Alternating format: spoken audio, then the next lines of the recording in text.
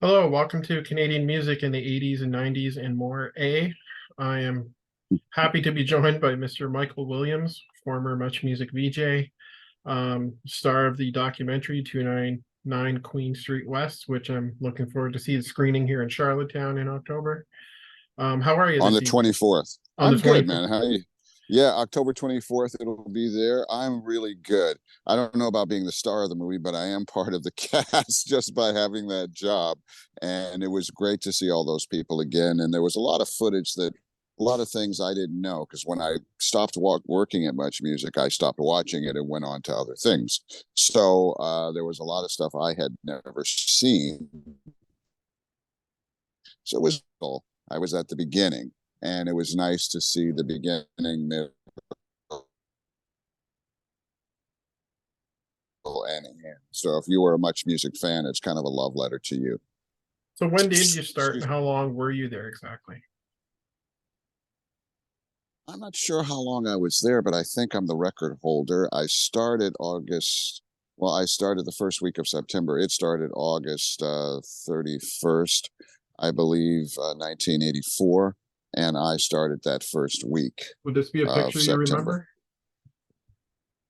That would be a picture.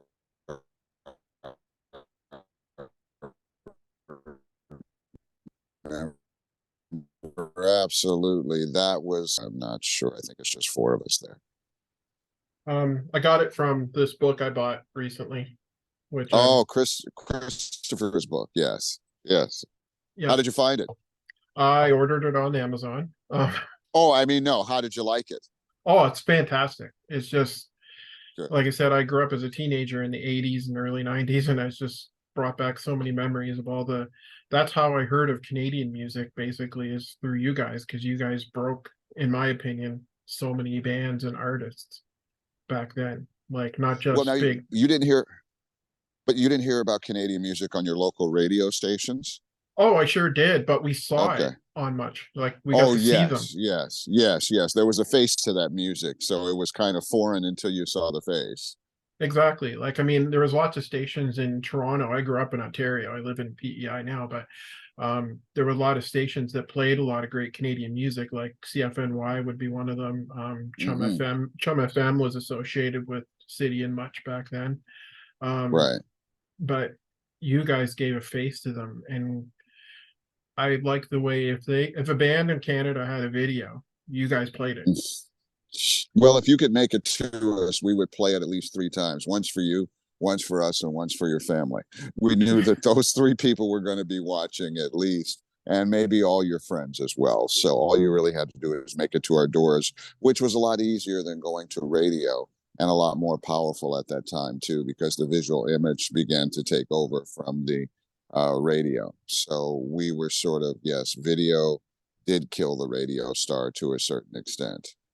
But I found you guys were so much different because, like I said, it was you City and Much back then seemed to be kind of a they seemed to be rebels in the industry. Like, I mean, they put people on the air that weren't typically on the air back then.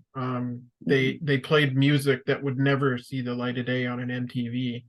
um Yeah, we had fun. yeah, We had a lot of fun.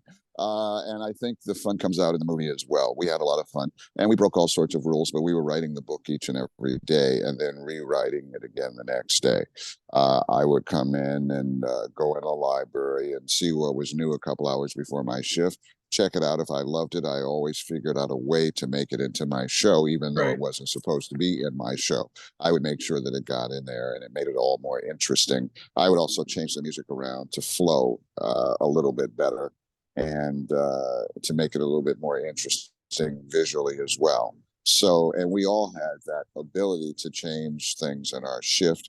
We had the greatest crew on the planet that could just change things on a dime. They made us look great. They made us look really good. They made us look better than we were. And without a great crew, you don't really have much of anything. You have some people running around a room and nobody catching it. But they caught everything and they also participated in it. So it was a great, incredible time. And it continued after I left too, reasonably Right. well. And young people still were flocked to it and had a lot of fun right through the 90s into not too long ago, I guess. Um, I guess when were you approached about when they were actually making this documentary? I was approached a couple of years ago after Erica. I think she was the first one approached, and she approached me, and I said no. And Yeah. I asked for a meeting with the director and his associates. We met at a Starbucks during the pandemic. They tried to talk me into it, but not too good, and I still said no. And close to the end of the meeting, he said he had been trying to make this film for 6 years and he had mortgaged his house to make the film. That was the type of commitment I could find responsible with Right. our legacy and also with my history. And that's the commitment that I do everything that I do with that type of all or nothing type of commitment. So I believed him. I went with him and said, yeah, I'll help you do this thing. And that was the thing that got me, was that he did mortgage his house, that he did work on it for 6 years unsuccessfully, and he was getting close, and I wanted to help him cross the finish line. Very cool. So you're taking it across the country, the screening. You had your first screening in Toronto the other night. It looked like, from the pictures I've seen, was quite a reunion of ex VJs and staff that used to be there. Are you coming to all the Yeah. screenings, or are you coming for all of them, or? I'm trying to get to all the screenings. So far, I'm every place. It's about every place except for Ottawa. I'm not sure I'm going to make Ottawa, but I'm trying to make everything I can. I start with them on the 17th in Montreal, and I go for the first 4 dates, I think. And then, like I say, I'm trying to make sure that I make it out to every date so that I can thank people and enjoy the film with them. I've only seen it once, and it's a pretty interesting to harrowing thing to watch yourself on a large screen. So Right. that took a little bit getting used to it, and I am still not used to that yet. So, but I will come out and definitely share some music and some stories, and it'll be a real interesting time, I think, and a lot of fun. I'm truly looking forward to seeing it here in Charlottetown. I bought my tickets. I'm very excited. Hoping I get to ask a question and maybe get to see you in person. I'm looking forward to that. Sure, sure. But you can ask me a question now. Oh, I got a couple more questions I actually wanted to ask Sure. you. I'm kind of new to this YouTube thing. Got a real passion for Canadian music, period. Hmm. I haven't touched much on rap and hip hop because I really don't know much about it. So I wanted to actually maybe ask you a few questions. I know about Maestro and Snow, Hmm. but who are the Canadian pioneers that would have kind of pushed them about? Like, who would you be able to tell me about that I don't know about? Well, each city is sort of like an individual silo that has its own thing going on.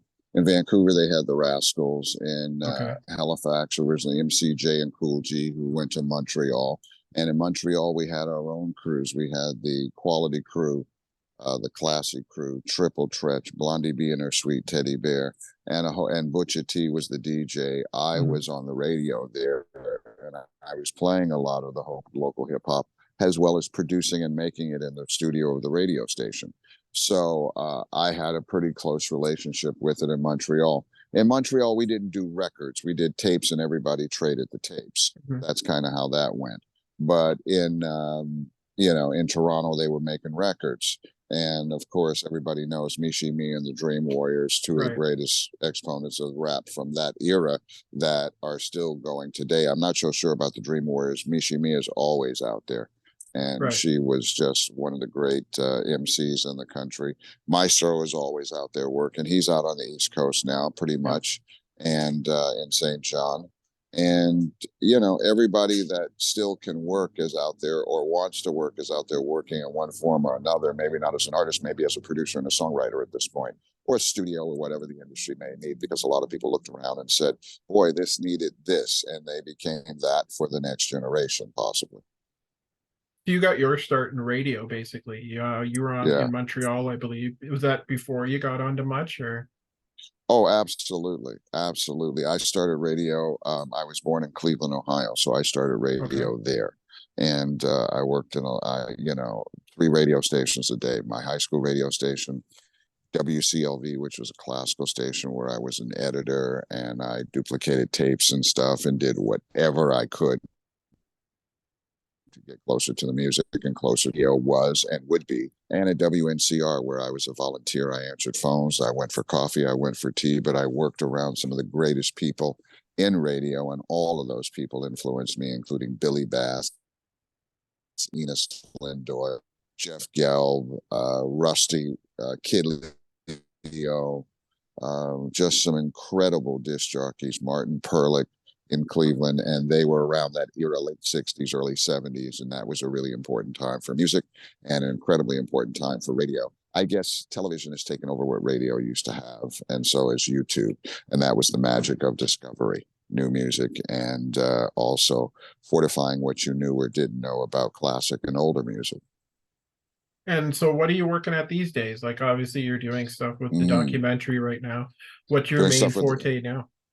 Well, I do a lot of I do as much radio as I can. I want to go back to radio full time soon, and I create programming for radio. I also do television programming as well that I produce, host, and write, and I have a few shows there. I produce music, engineer, and produce music, and do a lot of creative with music. I do some tracks with Willie Williams. I've worked with the Nylon, Cirque du Soleil, stuff like that. So whatever is there for me to do, I try and do as much as possible, and also to do as much of it, and things that really satisfy me and things that push the envelope a little bit further, hopefully. And I Well, do some teaching it's and great to see you're lecturing and still stuff like involved that. in it for sure. It's great to see you're still Yeah. involved in it heavily. It's great to see. Because I mean, I still see whenever I see a news article about something that happened in music recently, they interview you quite a bit to get your take on it. Yeah, Um, I mean, I have a good knowledge of classic music or classical music, whether it's rock or classical music or other jazz. I right. did a thing on Tony Bennett, and so I like to be as well versed as possible in as many forms of music as possible, so that it's not just one thing that I do. It's a multitude of things, and I'm also working on a book, so hopefully I'll get that done starting later on this year. I hope to put it out next year if I can. Well, hopefully you can come And a back and record. talk to me when the book comes out. Absolutely, man. And we're looking at doing radio shows across the country on college radio and other stations just to teach people about music. How can you write a great song if you never heard one? So we're going to go play a bunch of them.